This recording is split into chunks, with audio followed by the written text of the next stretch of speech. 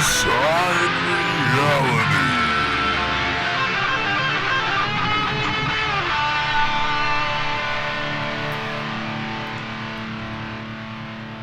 Hello, ladies and gentlemen, and welcome to Ringside Reality. I'm your host, Jonathan.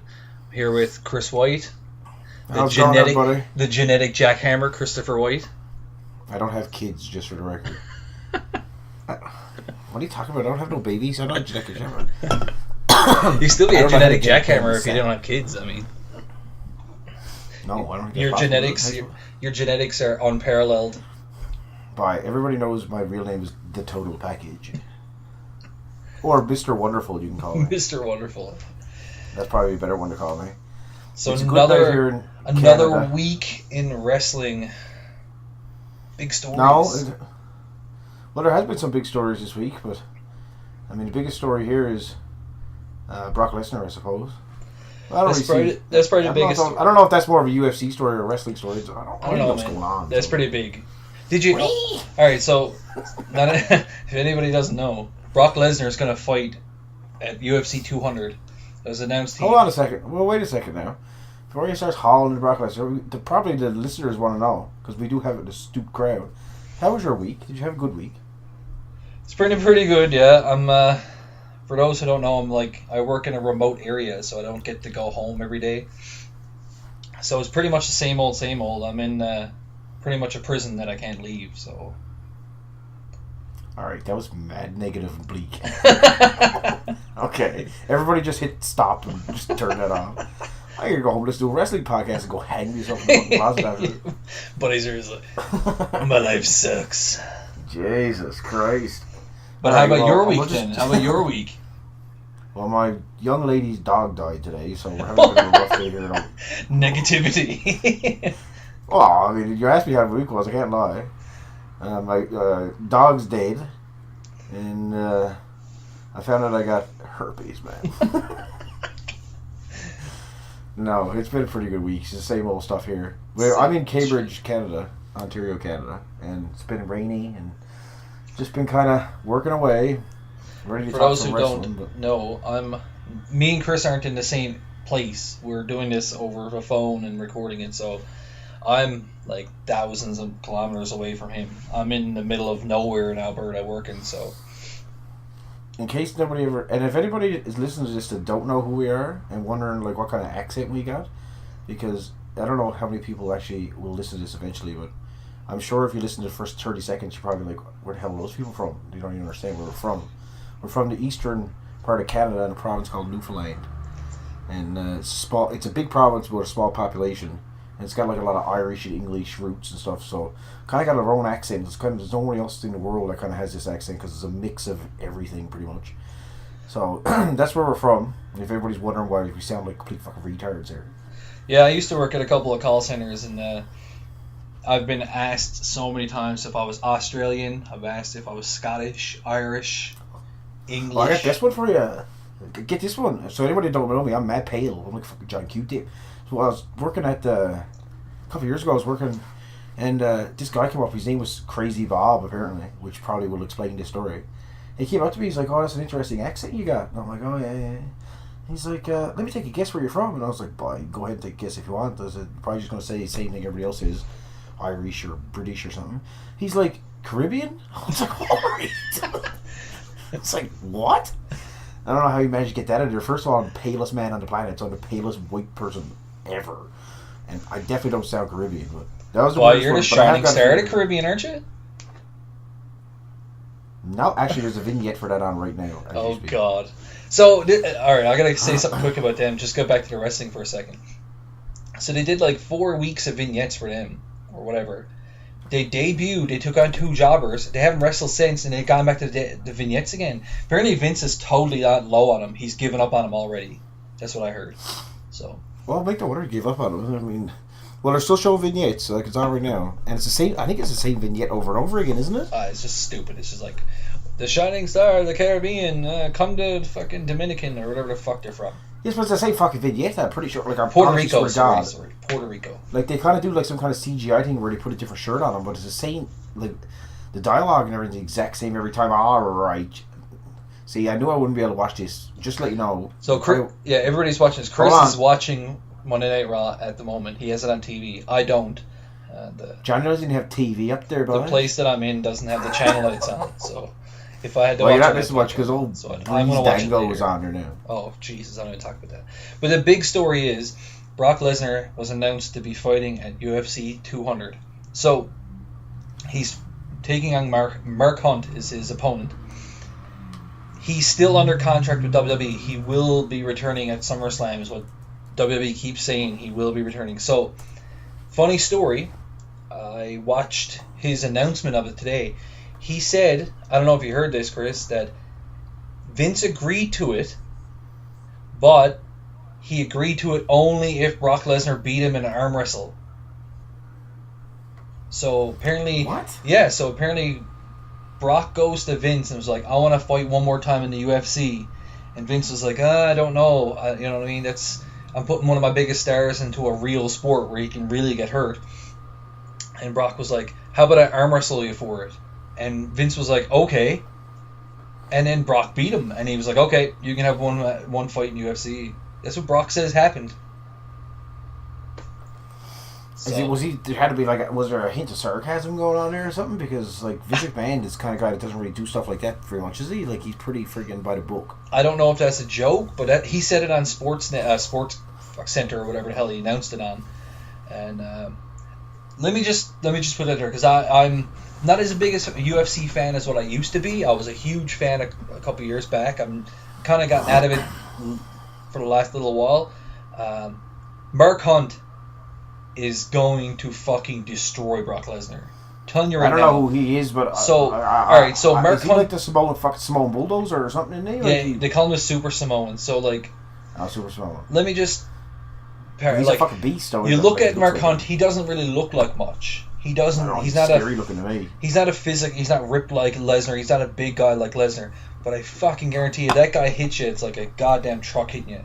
And well, why don't we do this then? How about we make a bet on it? Because I don't watch UFC. You know that I never really got into it. But when Brock Lesnar used to fight, correct me if I'm wrong here, he was never 100%. Wasn't he? Wasn't he sick the whole time he was basically on top of UFC? Yeah. He's 100% now. Does that mean anything to you as a UFC fan? Because I don't know. It does, and it doesn't. I heard he was at 50% during his reign of terror in UFC. It does and it doesn't, because when he was in UFC, you got to look at. He took on Frank Mir, right? Who's a contender or whatever, right? So he lost to Frank Mir in his first fight.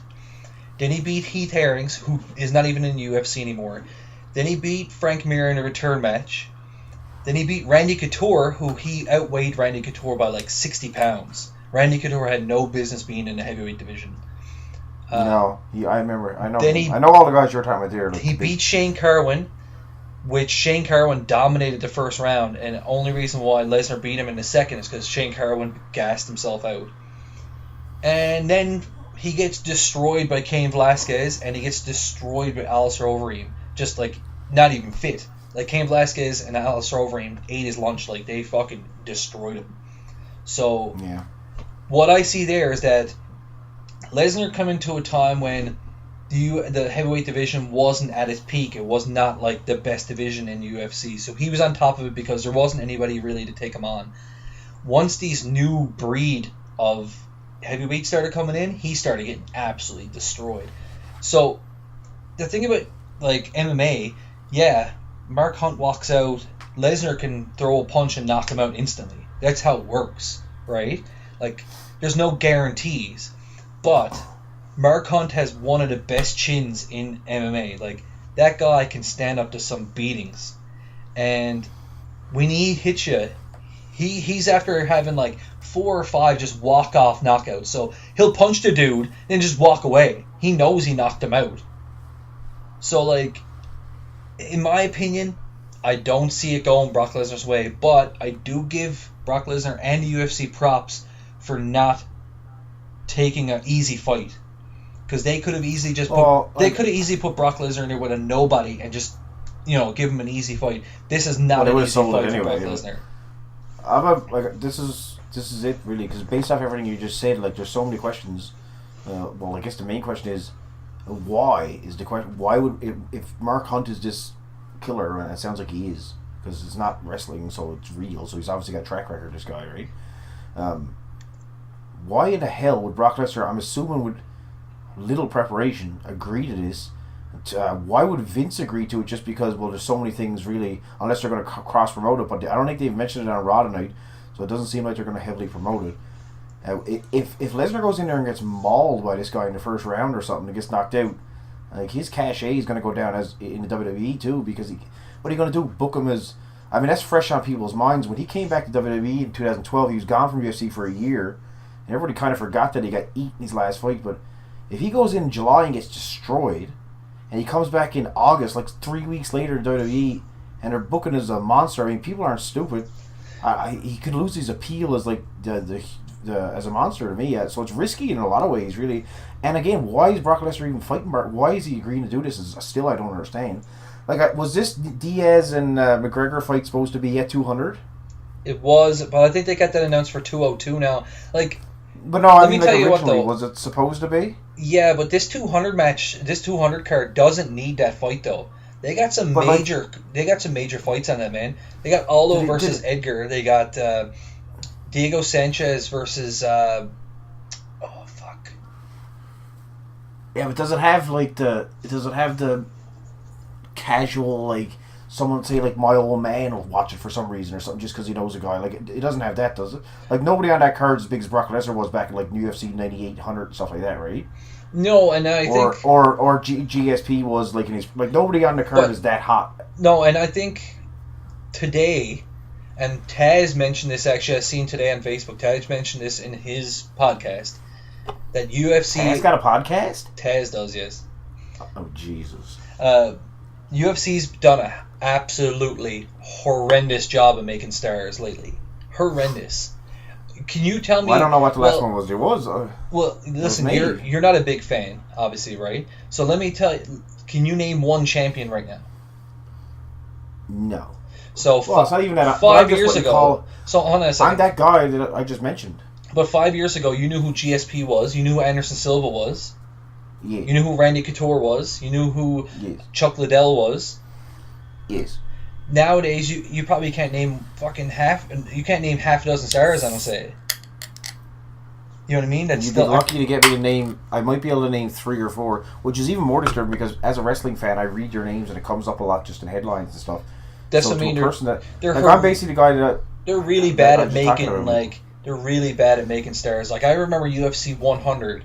I remember watching. I remember 100 too. That was Lesnar main evented 100, right? Yeah, that was Lesnar and Couture, I think.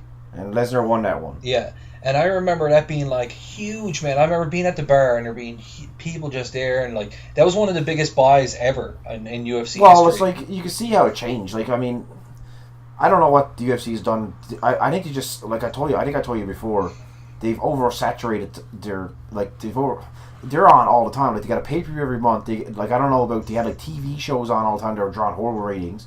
They were just watering down their product so much that it didn't feel special anymore. Like, when it caught fire for those 3-4 years in like the late 2000s, like 2008, 9, 10, it was really hot. But it was like, it was new. But then after a few years, I think people were just like, oh, like, you can only get together with your buddies and make it feel special and order pizza and then get on the beer and go to a bar like so many times a year before you're like, finally some people in that group will start going, nah, I don't think I'll come to this one. And then the next month it's like, nah, I'll miss that one.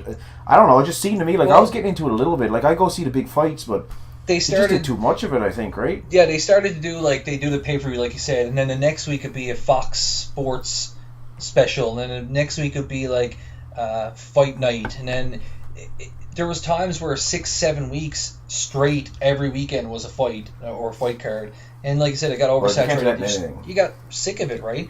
So how many people wanted to watch like Joe Blow fight this other loser, right? Like, nobody wanted to see a shit. Everyone wanted to see GSP. They wanted to see Anderson Silva. They wanted to see Randy Couture. They wanted to see Brock Lesnar. Now it's just like, oh, I want to see Luke Rockhold. Like, who? Yeah, I know him. I know him because he's a fighter and he was just champion. But not the regular person knows who Luke Rockhold is, or Hector Lombard, or Takanori Gomi, or, you know what I mean? Like, these people are names where people are just like, what? Who? You know what I mean? If I walked into a normal person right now and said, yeah, so Stipe Miocic is the heavyweight champion, they're gonna be like, who in the fuck is Stipe Miocic? I have no idea even what you're talking about. But Stipe Miocic is the heavyweight champion right now. So like, Oh, I see. so who knows who Stipe Miocic Well, is? I mean, I don't know. Like, it's UFC 200. They're trying to make it a big deal. Like, Lesnar is automatically going to make that buy rate fucking go through the roof. Yeah. So, and then he's still under contract with WWE. So, I mean, Vince ain't stupid. I mean, he'll end up turning more eyes towards wrestling after it's done, just because he'll be back in the spotlight again, and people will tune in to Raw maybe to see him or something. Like, I don't know what his end goal is here, but one thing about that is though, the point of it, man. Like, one thing is they're really like walking a fine line here, because after each fight, the athletic commission gives him a suspension, right? So depending on how much damage he takes, he gets a suspension. So every fighter, no matter if you win or lose, if you walked in and threw one punch and knocked a guy out, you're still under a suspension by law, because you were just in a street fight, basically. So usually it's a 30-day suspension if you didn't take any damage whatsoever. Everybody gets them. It's not something they really like post out there unless somebody's really badly hurt, and then they'll say, oh, so-and-so got like 120-day medical suspension or whatever, right? So they're taking a real risk saying that Brock Lesnar's going to be at SummerSlam, because if he walks out and Mark Hunt destroys him and beats the shit out of him, he might not be at SummerSlam, because if he gets a medical suspension from the athletic commission, he won't be able to compete in any athletic thing. Like, he is, even though wrestling's, you know, predetermined, it's not really like, you know, a sport like UFC or whatever it is, it's still under the athletic commission's rules, and he cannot compete, because let's say he walks out, Mark Hunt drills him in the face, he gets a concussion. He can't compete at SummerSlam in like 30, 40 days later. He's got to go through impact testing and like his concussion testing. He cannot be at SummerSlam. He could probably show up, but he can't compete because he's going to have a goddamn concussion. Yeah, I don't know, man. I didn't know that, but that makes it even more puzzling. I don't know what the... So I don't know what they got planned. But the thing is, too, it's not even like they can do a cross-promotion, man. Because UFC wants nothing to... Like, this is a little stupid in the UFC's part, too, because this CM Punk thing and Brock Lesnar now, these are all wrestlers. And one of the criticisms that UFC was getting, like, the last few years, and I would hear some people say it was getting too much like wrestling, with, like, promos, and after the match, like, people cut a promo on someone and stuff, or whatever the story was. But, I mean, UFC doesn't want anything to do with wrestling, so as far as cross-promotion goes, that's not going to happen, because the UFC won't do a cross-promotion with WWE, because UFC fans think wrestling is a fucking joke, first of all. UFC fans, they think it's a laughing stock to them. Well, like, they're embarrassed to say it's even associated with it. So right now you got this thing where if Vince is thinking this is going to do like a cross-promotion thing, I guarantee you Dana White ain't going to promote fucking wrestling on his show. Not a fucking chance, because he wants to stay as far away from that, which is weird to me that they're bringing Lesnar in right in the middle of a WWE contract, because as much as they go hand in hand, so to speak, like, they're kind of the same because they're physical and it's about fighting and stuff, like, they don't want anything to do with it. Like, Vince probably wants something to do with UFC because they can cash in on it, but Dana White wants nothing to do with fucking Vince, man, when it comes to promoting stuff. He's trying to stay as far away from Vince as he can, which makes no sense, because you got another thing too. I think this is fucking hilarious how Brock Lesnar's fighting before CM Punk, man. Like, that is hilarious to me. As soon as I found out, I was like, how the hell is he fighting before CM Punk? CM Punk's like undefeated because he's like, oh, and what, it's been like 2 years, hasn't it? 2 years since he signed, yeah. But like, that is hilarious. So somehow, and you know CM Punk's pissy because Brock Lesnar's stealing his thunder now, but somehow he just rolled in and ended up fighting before CM Punk. CM Punk has been apparently, it's been announced they're fighting at 202. CM Punk and they're not fighting at 202. But so, like, back to the promotion thing. So it's already come out a little bit, because I'm watching Twitter, I'm seeing Twitter, I'm seeing Facebook and this kind of deal, and what people are reacting to it. So the WWE's reaction to it was Brock Lesnar fighting at UFC 200. Then right after it, they say, but he will still be at SummerSlam, right? Yeah. You look at UFC's promotion of it, Brock Lesnar at UFC 200, period.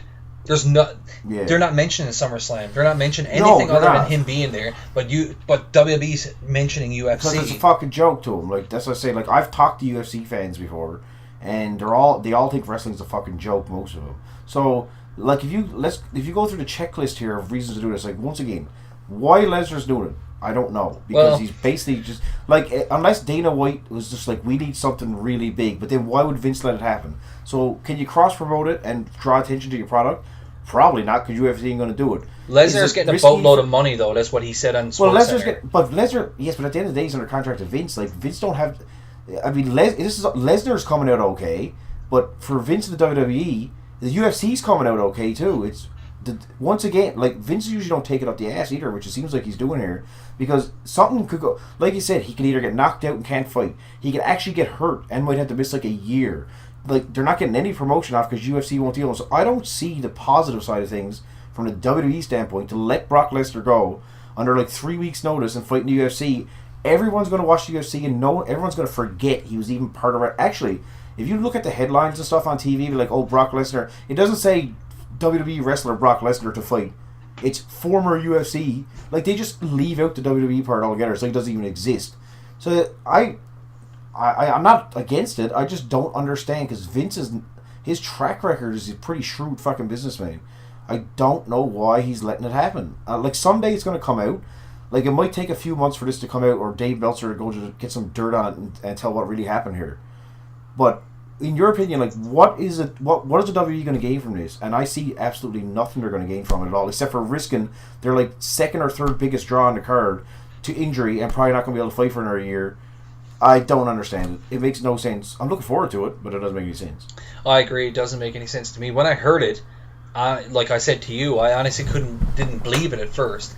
Well, no, I told you you're full of shit. I'm like, there's no way that's possible, man. Like, why? Like, I just kept asking why, and again, I don't know. It makes sense for Brock Lesnar because of the money, okay? And I know he's like that athlete that wants to compete and yada yada yada. He's just that guy. But it makes sense for UFC because they're going to get huge buy rates for it. Again, makes no sense for WWE, though. It makes no sense from the WWE standpoint unless there's, like I said, some kind of huge cross promotion they're going to do where like they're going to have like SummerSlam commercials at UFC 200 and unless Vince is getting us, there better be a lot of fucking commercials then, because running a 30-second commercial doesn't even make it worth for me. If you're going to take, like, at the end of the day, the ball is in Vince's hands here, man. Brock Lesnar's the biggest draw in UFC history. Vince owns him under contract. Dana White needs Brock Lesnar to go and fight at UFC more than Vince needs him to even fight at WWE, because there's other stars in WWE right now carrying the load. But again, there's no reason at all for Vince to agree to this unless Dana White maybe Dana White paid Vince money to let it happen or something. Well, that's what I was thinking. Maybe there's something going on there where Vince gets... Is Vince getting a cut of the pay-per-view buy or something? Maybe, or maybe a cut of what like Lesnar's getting or something. I don't know, but like you said, Vince is not a dummy. He's not. Well, he's not going to get into this if there's nothing in it for him. You remember when The Rock went to Hollywood? Vince was a producer on all these fucking movies, even if it wasn't WWE Studios. Yeah. Because Vince used to get a cut from the box office or whatever for those first like 5 years or whatever it was. Yeah, so Vince ain't stupid. He's not right? stupid. Yeah, he's getting something from this. There's no way he's going to be like, arm wrestle me and I'll let you fight UFC and I'm not going to get shit all for it. That's not happening. I know Brock Lesnar's got a little bit of sense of humor, and I would assume, if all is right, that he was just joking about that because I don't know. Unless Vince, like people have said, Vince is at a touch. Is he completely fucking gone wacko and decided that he's going to rest his fate of his company on a fucking arm wrestle with a guy that can clearly beat him? Yeah, because Brock Lesnar's like huge. Vince is fucking 70 years old. I know Vince is a big dude too, and he's strong and stuff. But like you said, he's 70. He's not going to match up to Brock Lesnar. Come on. Well, the only chance he had to win that arm wrestle is if Vince got the game. Maybe he could have fucking... the two of them. He's like 50. Yeah, the two of them at the same time. So that was an interesting story this week that I... Yeah, we spent like 20 minutes. It's one of the most bizarre stories in a while, really. Okay, so I'm going to use that as a segue into the next thing. Speaking of bizarre, this is something we got to talk about. Goldust? No, we got to talk about this. This whole Matt Hardy, Jeff Hardy thing from TNA. So we talk a lot about WWE, mostly about WWE. And the last couple of weeks, I noticed that we've been doing the podcast, and it's a lot of just like how much Raw sucks and how much the product today sucks. And I really wanted to get away from that a little bit. So we're going to talk about how much TNA sucks. And so both of us don't watch... I don't watch TNA. I haven't watched TNA in years, man. And I know Chris doesn't watch TNA. But this came to my attention the other day. This absolute masterpiece of a segment from TNA. Oh, she's Francis Ford Coppola. I'm telling you. If people do yourself a favor and go watch it. Okay, it's TNA. It's Matt and Jeff Hardy did a little segment. I honestly don't have any kind of backstory to it because I don't know what the story is. Obviously, the story is basically they're brothers and they don't like each other, yada yada yada. But I even seen the director's cut and it's even better. All right, but the director's cut is fucking amazing. But the first, I'm going to talk about the first segment that I seen. My first introduction to this. So I get introduced to it as just boom on the screen. Matt Hardy looking at Jeff Hardy saying, let's finish this where it all began. Then it cuts. Now, this is the worst cut in history of fucking television. The camera in this is absolutely horrendous. I don't know who did it or what they were trying to go for, but it is absolutely bad. And words can't even contain what this is. Like, I can't explain how bad it is. It's brilliant, is what it is. It cuts. It's so bad that's it's fucking awesome. It's the greatest thing I ever see. It's the best. It's the best thing that I've seen in wrestling since Tyson and Austin. Yeah, it cuts to phenomenal. mass. TNA deserves, seriously, they deserve like some kind of recognition for this. Like, Definitely. I mean, like prime time recognition. Like, this should be put on. Like, this is Emmy material. Like, this is so bad that it might be the greatest segment in the history of wrestling. Brother Nero. Yeah. So it cuts to Matt Hardy in this ring that's in the middle of like a shed, like a big shed. I'm gonna assume it's at like Matt and Jeff's old house when they were kids or something, because he said they got a big shed, don't they? Because he said where it began and their whole history is where they used to backyard wrestle. So Jeff comes towards the ring and they got the craziest camera angle. So then Matt goes to roll out of the ring. He botches the roll, hits the ropes, and just like cut it out. Flops around. They didn't cut it out. It looks absolutely hilarious. There's a Matt Hardy botched a roll. In case, like, seriously, just think about that. Matt Hardy botched a roll out of the ring. Under the bottom rope. There's a round table, like, that looks like somebody bought at a yard sale. Well, it's a dining room table. Yeah, sitting there. And I guess Matt's got, like, a contract or something. I don't even know what it is. It's a piece of paper. He wants Jeff to sign. Well, he's signed a contract. He's getting ready to sign a contract because Brother Nero's. Well, hold on a second. We'll get to the Brother Nero thing in a second. Sorry, I just got Brother Nero. So, Matt rolls back in the ring for some reason. Jeff gets up on the ring. Does he? Yeah. And, yes, that's right. Yeah. And then some random lady walks in behind Jeff with a fake baby strapped to her chest for some reason. Takes the fake baby now, out, yells at Jeff, throws it to him. He grabs it. Matt hits him in the back of the head with a glass or a vase. I don't even know where it came from. I honestly don't know where it came from. I don't know what he hit him with. Then whatever he hit him with, it just appeared out of nowhere because it wasn't in the ring before. I watched it 100 times. Yeah, I don't know what it is either. It's over, Brother Nero. And then he grabs him and does like whatever move that he does. It's like a sidewalk. He did a rock bottom off the ring apron, didn't he? And through this like wooden table. And then he starts talking about Brother Nero. Hold on, it went slow motion. Oh yeah, it goes to like a Matrix slow motion kind of, and then cuts to fast again. The edginess is unbelievable. But then he starts about Brother Nero. Is that Jeff Hardy's new gimmick? I don't know. Jeff Hardy was called Nero, I guess. So I watched the director's cut. The director's cut shows Jeff being dropped off at Matt's house. Walking into Matt's house, Matt's playing piano or something, wasn't he? Yeah, he's playing piano. And then he's talking to him. I didn't listen to it. Listen, folks. I wasn't gonna fucking put myself through that to listen to all that shit. I had it on mute most of the time I was watching it, so I don't know. Are you serious? You missed there was some good dialogue going on. I was at work when I was watching it for one, so I couldn't really get into it. But I see him talking. I was like, I can't even deal with this. And then I assume they cut to the whole back to where it started bullshit. So that there, if everybody needs to go check it out. If you're a wrestling fan, if you've ever watched wrestling before ever, you need to go check out Matt and Jeff. I would suggest people to not even watch people who've never watched wrestling, check it out because it's just something for everybody in there because it's not just about wrestling really. It kind of transcends wrestling because the acting and the accent that Matt Hardy is doing, this Brother Nero, or whatever he's doing, the acting, the dialogue, the camera work, Let me just everything is so shit. Like it's not. It almost. I almost forgot it was even a wrestling like segment because everything was so shitty. It was almost like backyard wrestling material. Like you and your buddy just pick up a camera and say, "Hey, we're gonna shoot a vignette." Like I would Mick Foley explain jumping like, off his roof or something. I would compare it to a mix between backyard wrestling and a soap opera. So Well, it's very soap operation. Well, Matt Hardy looks like someone out of a goddamn Tim Burton movie or something. What's that all about? I was gonna say to preface this, like Matt Hardy looks like Cruella de Vil from 101 Dalmatians. Like he has like this big bush of hair. He almost looks like Krusty the Clown with his hair, but it's dark and he's in one like white streak going right through the back of it.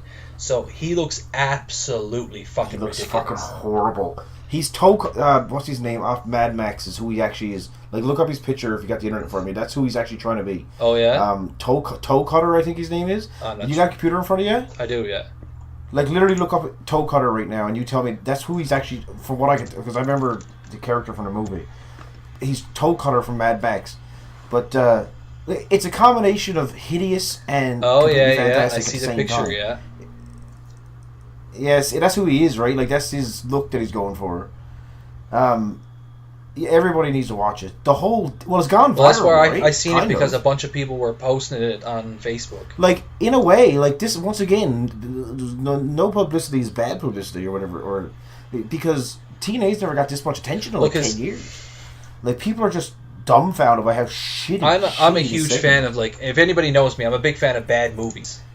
I really do. I enjoy like bad like 80s movies and bad just like cheesy movies, right? I really get a kick out of them. I find them sometimes just I like those movies that are so bad that they're good kind of deal. Well, it's working, right? Well, I know you do, but I guess a lot of people like them. They're like cult followers, like so kind of. That's what this compares to me. Like it's so bad that I couldn't stop watching it. Well, let me ask you a question though. Let me ask you a serious question about this segment. Did you know before last week when you seen this segment that Matt was taking on Brother Nero? Oh no, I didn't know nothing about what was going on in TNA at the time. Exactly. Now you know that he's taking on, and I'm telling you right now, there's a part of me that's actually thinking about watching this match at Slammiversary. Well, what I've come to see from like I'm half tempted. That's all I'm saying. I'm half tempted. Like if I'm having a really bad day and I got nothing else better to do, I might actually YouTube it a couple of days later. I just like the curiosity level. My interest is peaked because people that never seen this don't know what we're talking about. But my God, man, just watch it because once you watch it, you're probably going to look up the match too. Well, it's unbelievable. From what I understand, I didn't watch anything else, but I've seen a few things pop up on my feed and like my YouTube and this kind of deal. From what I understand, you remember hearing about Jeff Hardy coming back as Willow in TNA? He had this gimmick where he was called Willow, apparently, where he wasn't Jeff Hardy anymore. So they did one of the gimmicks where like they get fired and come back as somebody else. Remember when Hogan got fired and he come back as Mr. America? Well, Jeff Hardy got fired and he come back as Willow the Wisp or whatever the fuck he was called. So Willow for short. So they did this thing. I'm talking about this is like 3 or 4 years ago, I think. I'm not sure. Like I said, I don't watch TNA. My times could be totally wrong, but that happened. I remember hearing about it. So apparently, what happened here was Matt came out as Willow and had a match against Jeff, where Jeff was supposed to be taking on Willow, and then it was revealed to be Matt the whole time, or some stupid shit. So I think that's where it started. What are you? Okay, if you got a little bit of a background, and I might be wrong there. I might be wrong, but that's what I think happened. What is going on with? First of all, we're not doing this justice because his name is not Matt Hardy. It's Big Money Matt. Apparently, that's what I thought I heard. Freaking Hero say. Did he say that? They're treating these guys like they're the biggest stars in the history of wrestling. Like he said, because Jeff Hardy can't cut a promo to save his life, and Matt Hardy is like obviously, well, he never could cut much of a promo, but the man has gone super downhill. But at one point, he said, "Sign the contract, Big Money Matt." And I was like, who? Big Money Matt? I was like, first of all, he works for TNA, so the Big Money TNA. Half of them aren't even getting paid, so... No, like, Matt Hardy he's like, works for a case of beer a week or something. And then brother hero. Like, so I think Matt Hardy's but he's Matt Hardy's accent. been like What's up with 3 or 4 time TNA champion now. I think he's like their fucking main draw. I'm pretty sure. Like, I don't know what. They gotta. How is Matt Hardy or Jeff Hardy? I can see Jeff Hardy. Okay, Jeff Hardy hold was on, big in like 2008 for WWE. Like he was a top guy. He was the only time that Jeff Hardy was. They wouldn't really get behind him because he was fucking. Well, Triple H. Well, and I can see why. The guys had like he had like so many strikes against him with the wellness policy. Like, no, I know, but remember when he won the world title? He actually won it. Yeah. He was like feuding with CM Punk. Oh, that came to a quick end when Triple H got him buried dead. But the only time I remember Matt Hardy remotely being interesting, besides, I don't count the tag division because there was like 6 of them. There was the Dudleys. There were so many people in that. Like Matt Hardy didn't really, and he was never like the Daredevil. The biggest thing he did was jump off the second rope and go before he did it, and he jumped off the second rope. But the only time he had any interest for me at all was the Edge thing with Lita, because that was like weird to watch. But anyway, yes, check it out. But just no, I was about to say I was going to segue. I was going to segue into the next one, the next TNA match. I just anyone that's out there, forgive me if I pronounce. I know. I don't know, who if this is right. Rebel versus Shelly Martinez or something. I'm going to give it a little bit of back. I'm going to give it a little bit of backstory. So this is what I was trying to explain to you on Facebook today. Shelly Martinez used to be Ariel in ECW. Remember when ECW on the WWE ECW, they had the vampire, remember Kevin Thorne? And he used to come out with that chick that used to come out with him. She was a vampire and yada yada yada. That's Shelly Martinez. So the match we're talking about, they had a TNA knockouts knockdown. So they do a special every year where it's all female matches. But they don't have enough females on the card to fill up the spots. So what they usually do is they go to the indies and grab some independent females to come in. They sign them for a one-night contract and they wrestle. So what they do is they have a tournament kind of style deal where you win a match, you go on to the next round, and the winner ends up being the Queen of TNA or something. I can't remember. But I don't know, bro. So the match we're talking about is Shelly Martinez versus Rebel. Okay? So this might be the worst pro wrestling match I've ever seen. Now, most people credit the worst match ever of being Queen Sharmell versus that fucking chick from Survivor or wherever the hell she was from. Yeah, that was a truly so, but match. This match is up there with that because this was. Well, what would happen? This match here would have been just like this is the way I kind of viewed it. Like it was a sloppy, horrible, no psychology. There was nothing going on. This was horrible. The match was like a -10 star out of 5 the whole way through. But anyway, the ending is. I beg people to go watch the last 40 seconds of this match, and I almost don't even want to tell you what happens because there's a spot where basically it's a dive to the outside the rope. And this is the most botched move I've ever seen in my time. I don't even know what happens to the lady because she's doing the Daniel Bryan. Shouldn't say every single wrestler does this suicide dive through the second rope these days.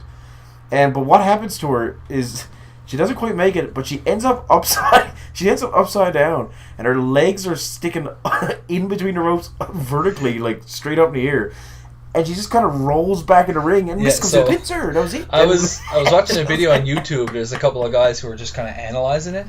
So one of the guys made a good point. He thinks that the finish is supposed to be Shelly Martinez is going to do a suicide dive through the middle rope. Rebel is supposed to hit her. So either Rebel is supposed to grab like a foreign object, or she's just supposed to punch her as she's about to jump through the ropes. And that would stop her momentum, and then she'd fall back into the ring, and then she'd run in and pin her, right? So we've seen that done before. So I've seen a bunch of times. The guy goes to run through the middle ropes, he gets hit, Apparently Rebel forgets. What's happening. I gotta watch it again. Like I gotta watch it again. Like for what I see, it looked like she just fucked up because or Rebel forgot to do So it. it looks I like- don't know. Like they suck so bad. It's hard. It's hard for me to give them the Well, benefit. the whole of the doubt, match is what I'm saying, horrendous. because they're Their whole so match is fucking horrendous. horrible. But when I watched it again, I was like, oh, I could sort of see that. But she did fuck up the dive. So any other wrestler, okay? This was actual two wrestlers. I'm not saying male wrestlers. This could be two females. I'm just saying two professional wrestlers. They botched that finish, let's say, okay? So let's say, I don't know, two women wrestlers in WWE right now. Let's say Sasha Banks and Becky Lynch are wrestling. Let's say Becky Lynch is going to do that dive. She fucks up and botches it. There's no way, there's no chance in hell that Sasha Banks is going to awkwardly grab her by the ass, roll her back in the ring and pin her, and it's going to be over with. It's not going to happen. They're going to get back in the ring and she's going to DDT her. She's going to, do a move, then pin her. Like, why can't you go to a different finish? You should be able to think on the spot and take 2 seconds. But seriously, pick her up and give her a sidewalk. Give her You a just can't sidewalk just slam or something. awkwardly Give roll her, her up and grab her by her ass and just try to roll her in the ring. Like, literally, no. Like, It, you don't have to it do looks anything. so dumb. No, it looks that's another so one. stupid. And there's like, Worst you match can ever. watch the people in the Like, crowd. to me, There's like- people in the crowd just like put like face palm and just putting their hands in their face, just like, what am I doing here? Well, the best part is the commentary team. Oh, and I it's don't know who Josh commentary Matthews is, and but those guys trying to make it sound like, like, wow, what a good effort. Like, I felt bad for them because they had to be watching that going, oh my fucking God. Like, what am I watching? But it was, like, I always thought the worst match I ever seen was Hogan and Warrior when Warrior made his WCW comeback and the ball of flames went back in Hogan's face and he gave himself the finish. I always thought that was like, because that match, not just that part, which is a horrible botch day, but if you actually watch that match, it's like 15 minutes long and it is truly fucking hideous. And these are two seasoned veterans with like 15 years experience at that point, and they're both like grown men, like muscle, they can do moves to each other, they can lift each other, and they had, like, to me, I still thought it was the worst match. This one might beat it. Like, this could be, I don't know, you can't get any worse, can it? Can it really? Like, could you have a worse match than that? Like, see, can there's you been even have a worse match there's than been that? worse, Did like, you see- non-matches. So, like, let's take, for example, Jeff Hardy Sting at Bound for Glory, the one where he came out all Oh fucked my up and God. Sting got all pissed off. See, I don't Yeah, count that that's as a good. match, though. Anytime Jake... Yeah, no, you can't count that stuff. Like, anytime Jake Roberts wrestles in, like, a fucking bingo hall somewhere, he's loaded on fucking crack. Like, I don't count that as a match. This was a because the legitimate, guy's all like, screwed up with. actual contest where they tried to go through the movements and they tried to actually put off a match that just... This has been a Oh, good man. week for TNA, man. Like, I'm telling you, like, this is the most fucking attention TNA's got. I don't even remember the last time, really. It's Ever? probably since, like, fucking... To me, yeah. I Ever, mean, probably. I heard about TNA having a good product maybe like 6-7 years ago when, like, it was Styles, Samoa Joe, Sting was there, Kurt Angle was there,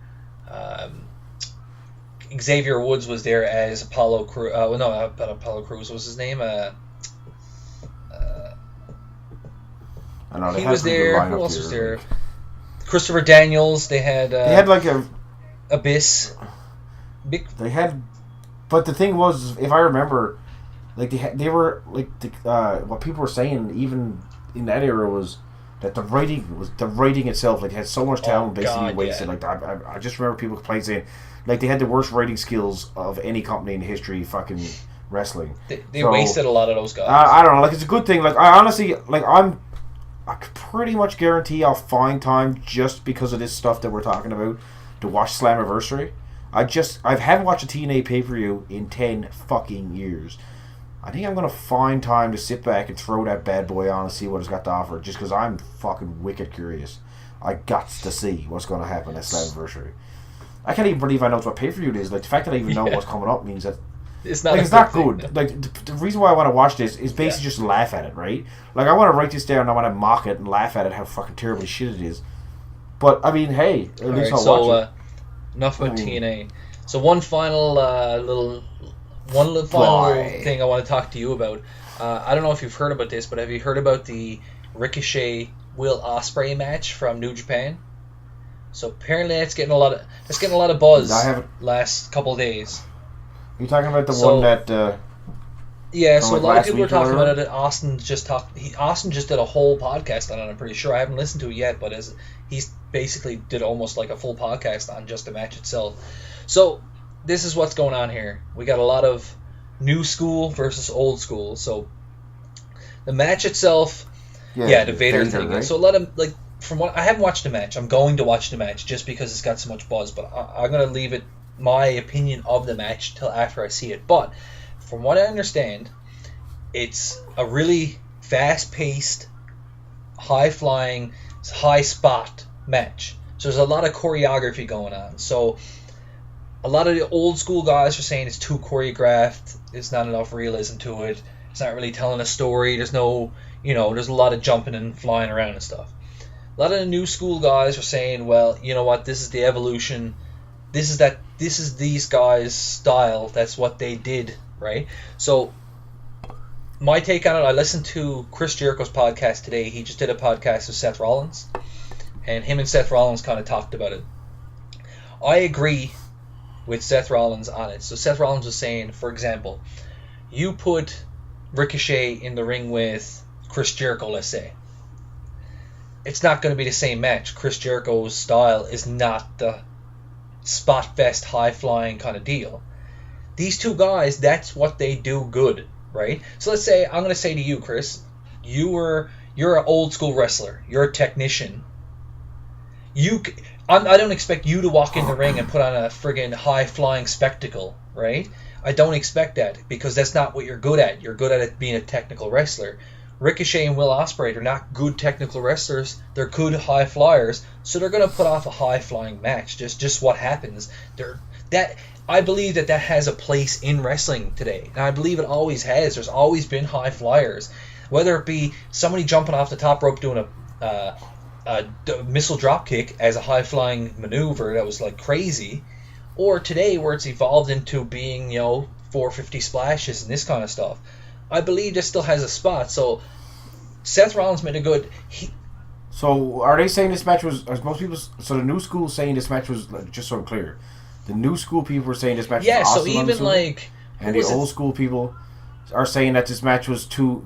So basically, my question would be, one question is, can this Rick O'Shea character, can he have a good match besides that type of match? And if he can, he's a good wrestler. If he can't, he's a one-trick pony. That's what I would say. From what I understand, Eddie Guerrero was a high flyer, but you put Eddie Guerrero in the ring with Chris Benoit, and he'd wrestle technical. You put him in the ring with Big Show, and he'd work on his leg and take him down and chop him down to make him your. Like, he could have a different kind of match, but he was a high flyer at heart. Can Ricochet do? Is that all these guys? You know what? I've only seen. If he was in the ring with. I've watched a little bit of New Japan, and I'll watch the match just because I don't know, right? But to me, it just depends on if someone's going to call someone a deadly wrestler. Well, I'm not going to say that he's a deadly wrestler. Right? I think what they're talking about is that was the match. Yeah, that specific what you're talking match. About, right? What I'm looking at is that those two guys are high flyers. So well, it probably is. I can't see why. I don't see what the big deal is. Eddie Guerrero, Rey Mysterio, Halloween Havoc '97 or something.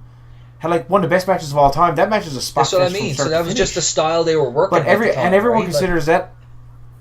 I'm pretty sure everybody considers that one of the best matches of all time. You gotta look at this too. Ricochet's as far as choreographed goes, Ricky Steamboat and Macho Man was choreographed. Everybody knows it was choreographed. Everybody knows every move was laid out by Macho Man because he wouldn't wrestle on a whim. So that match was 100% laid out every move before they even hit the ring. So if choreographed is your issue, then wrestlers have been choreographing matches for fucking decades. The way I look at it, because I'm an old school wrestling fan and a new school wrestling fan, so there's a lot of old school stuff I like. There's a lot of new school stuff I like. I agree with Seth Rollins in that he said, you go to a circus. Let's say you go to a circus. Well, you're going there for the strong man. You're going there for the trapeze artist. You're going there for the freak show. You're going there for all these things, and all those things make up the show. So if I'm watching a wrestling show, I'm there to see the wrestling. I'm there to see the story. I'm there to see the high flying. I'm there to see everything makes the show. So I don't look at one thing and be like, oh, that was a technical wrestling match. That was shit. No, I'm watching it because I like that technical wrestling match because those two guys are technical guys. You know what I mean? I don't expect Bob Backlund to go out and do a moonsault. No, but what these guys are saying, the old school guys, what I can gather anyway, I don't know much about the story, is that basically, it's not, this one match is basically just a prototype of where wrestling's headed, 100%. I think what Vader was trying to say is that there's no, like, along with the match is, when you used to go to wrestling in the 80s, even back as far as the 80s, you'd have the big guys in the main event, but you'd still have Macho Man and Steamboat and the Hart Foundation and the Rockers on the card, and it was every match was a different style. I think the old school guys are saying that if you watch, like, Money in the Bank or even ladder matches or whatever, or you watch just Raw, every single match, even with Seth Rollins, he's victim to it too, everybody works the same style. So every match is based, like I said, everybody does the super kick, everybody does a DDT, everybody kicks at everybody's finisher, everyone does a suicide dive, nobody sells anymore, everybody just gets up and runs around like a chick with a hair cut off, no matter what move just got done to them. I think that's what they're saying, is that, wait a second, what's going on here? And I agree with. I think what the whole thing is, I think they're looking at the bigger picture, as in, this match in Japan was just another reflection of where it's going, as in, if you watch Raw, Sami Zayn versus Chris Jericho was the same match as Kevin Owens versus Cesaro. It was the exact same match. They did the same moves. They never sold a damn. That 4-way match at the last pay-per-view, everyone loved that. That match pissed me off. Nobody sold a damn thing in that match. It was mad fast-paced, but nobody even stayed on that mat for more than 1 second. You could hit someone with a fucking atomic bomb, and Sami Zayn would nip up and come back at you. Nobody stayed down. There was no psychology. It was just run. I was getting tired watching it. That was a good match, but I understand kind of where they're going with it. I'm like you. I'm trying to fit in with the new school too. I think there comes a time where it needs to be a mixture. I think it's starting to. Well, it's starting to sway right now. It's swaying too far to one side. Like I said, in the 80s, people might think in the 80s they think of old slow men wrestling and Hogan's and King Kong Mondays. But there wasn't, man. You had, like I said, the Rockers on the undercard. You had the Hart Foundation. You had Steamboats. You had all these guys that were on undercard that would give you a different style. These days, especially the last 3-4 years, it seems like every single person, with the exception of like John Cena and maybe Roman Reigns, because they're booked as like the powerhouses. Every guy, put it this way, everybody in the mid card at least, is just working the exact same style. Every single one. Well, because WWE... And that's an issue, because I find all matches kind of blend in the same. Like, you don't have to ring the bell after a match is becoming anymore. A big you indie can just scene let the now. It's becoming a big indie league. Well, it's the indie era, right? And you're like, when you're an internet wrestling fan like me, it's like you almost gotta be loving it because it's indie era. But like, I still like okay, I just watched the Jake Roberts thing on Netflix. Deadly documentary, by the way. Right? The old less is more. If someone said to me, who's a better wrestler, Jake Roberts or Sami Zayn, I'd say fucking Jake Roberts. Jake Roberts didn't do a fucking wrestling move ever, I don't think. All he did was twist someone's arm, punch him in the face, kick him in the ropes, throw him against the turnbuckle, DDT him and pin him. But he was a deadly wrestler. Now, why was he a deadly wrestler? Because he went out and flip. No. He had psychology, but he didn't do anything. He had the look, he had the eyes, he had the voice, he had the skills. He had the presence in the ring. I think there comes a time where it needs to be a mix. But we need a mix of like the new school and old school. So I agree that but nobody has it anymore. Like nobody has the psychology. Like, the sport itself like is evolving, so it's becoming more fast paced. It's becoming more impactful. Like you're not going to sit there. The kids nowadays are not going to sit there and watch a guy in a rest hold for 5 minutes. It's not going to happen, right? They'll get up and walk away. So I understand you need a more of a spot fest-ish style, right? But I think you need, and I agree with you, that we need a little bit more of a story and psychology built into that somehow, and I don't think we're there yet. Sell, but that's all. But it's not even that big a deal. Sell your move. You can go out there and do a fucking 1,012, like you can do a 2,000 splash off top rope for all I gives a fuck. I know the moves are not what's well, the moves do bother me because everyone does the same moves, but. That's not the style is not what bothers me. It's just nobody sells. That's all that pisses me off. Is like every match, like especially these indie guys, nobody stays on the fucking mat, man. Like they could be seriously. Like, all these high impact moves are done, and the guys just hop up and run to the turnbuckle and run off the ropes so fast, like they just never had a move done to them. They always got the same pace. So they work the same pace with their speed and with their energy level 20 minutes into a match that they did in the first 5 minutes. Now, why aren't you wearing down at least? Do all the flips you want. But as the match goes on, if you don't slow down a little bit, there's no psychology to it. I don't care about the moves. Like I said, rest holds aren't going to... Nobody's going to watch that anymore. Do whatever you want, but the whole idea, all I'm saying is that just slow it down to the point where at least sell a fucking move. Is that too much to ask these days? To sell a move? That's all I'm saying. So, but it's an interesting argument. Like, I gotta watch the match. They said Vader mentioned that he didn't like the high flying of it, right? But I got no problem with that. Jericho was didn't Vader do a moonsault? Like, wasn't that his whole shtick? Like, he was a big man who did a moonsault. I got no problem with his high whole flying. thing. Yeah, he did a fucking moonsault. He was That's like what I mean. So 400 that was a pounds, spectacle. So this is what this match was supposed to be, a spectacle. Now, I haven't watched the match. I'm gonna, just to say that out there. But I've seen Ricochet matches in the past. And I don't even know who Will Ospreay is. I might have seen a match by him, but I don't know who he is.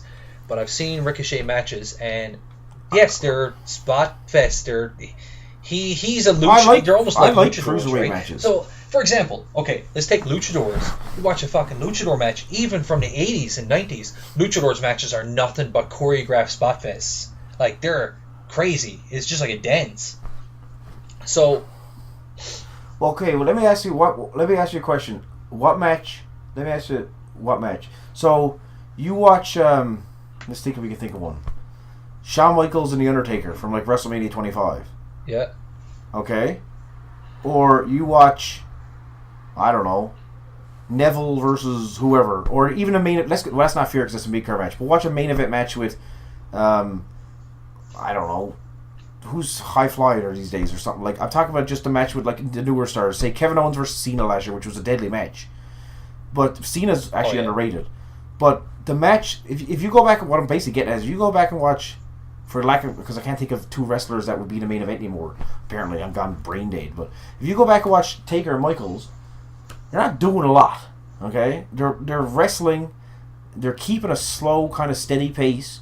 There's 80,000 people there, and every one of those eyes is glued to that match, and they're not really doing that much. So that's the one way it works. Is that because, like we said last week, Shawn Michaels and Undertaker can tell a deadly story. But then again, you go back and watch, like I said, watching Eddie Guerrero, Rey Mysterio match. Hell, watch the whole Cruiserweight division from WCW.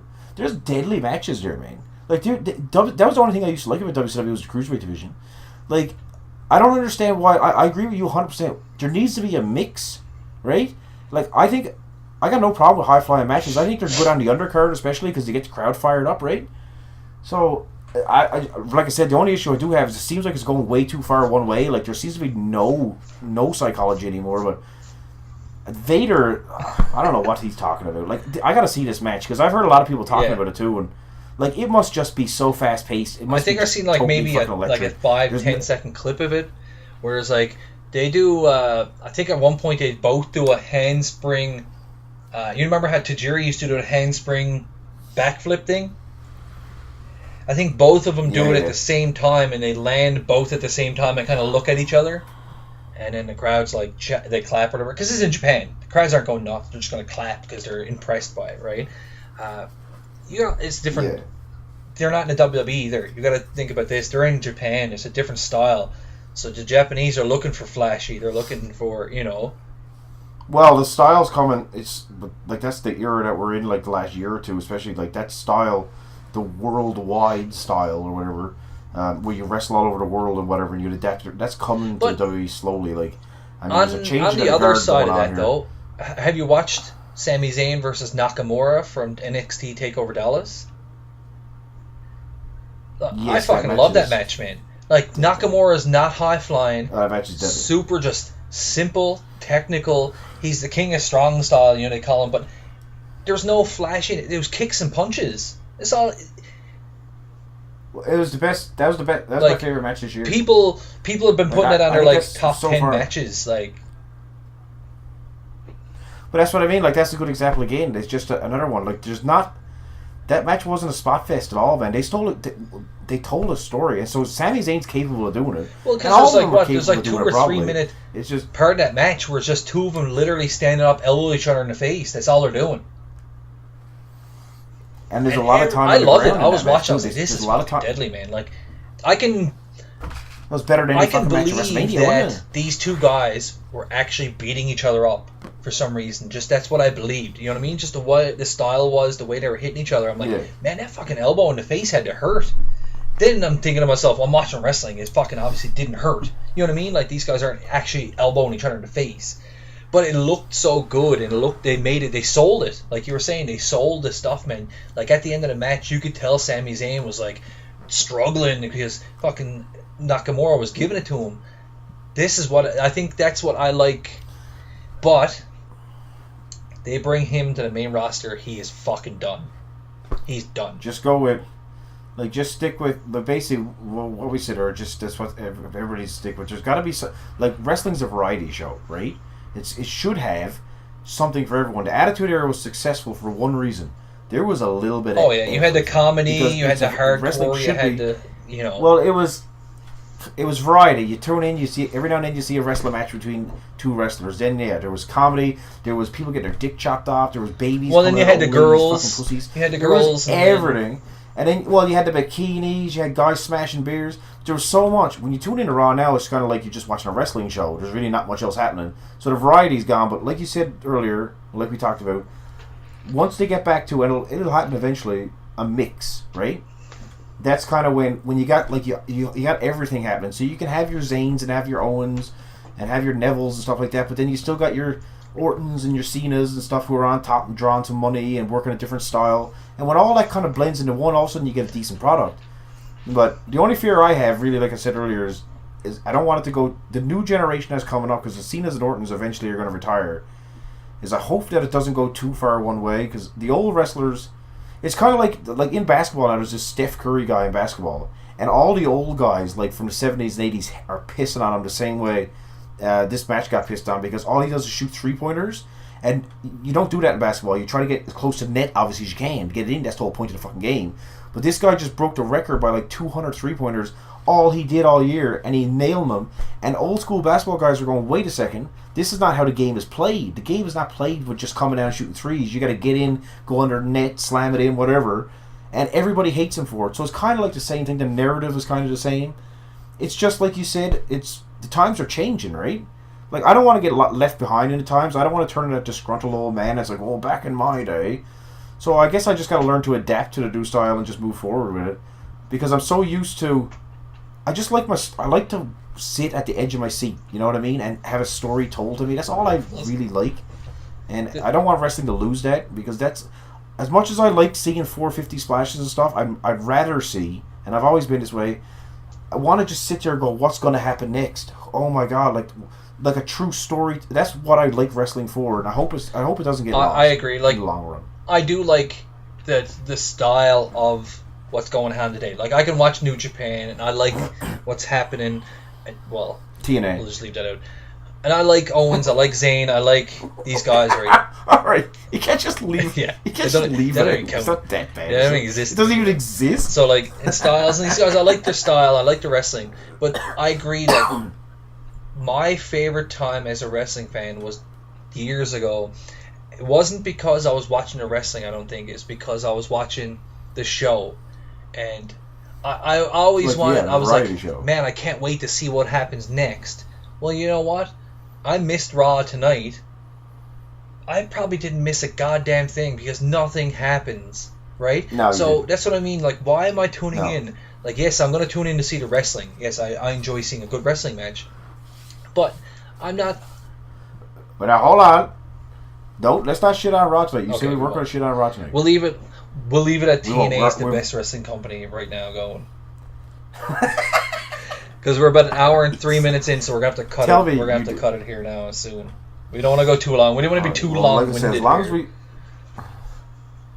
Well, first of all, nobody wants to listen to anybody ramble on, especially when you can't understand half the stuff coming out of their fucking mouths. Second of all, nobody wants to listen to anything for over an hour unless it's something really intriguing, like watching Mick Foley interview Shane McMahon or something. He's talked about himself the whole time. Oh, God.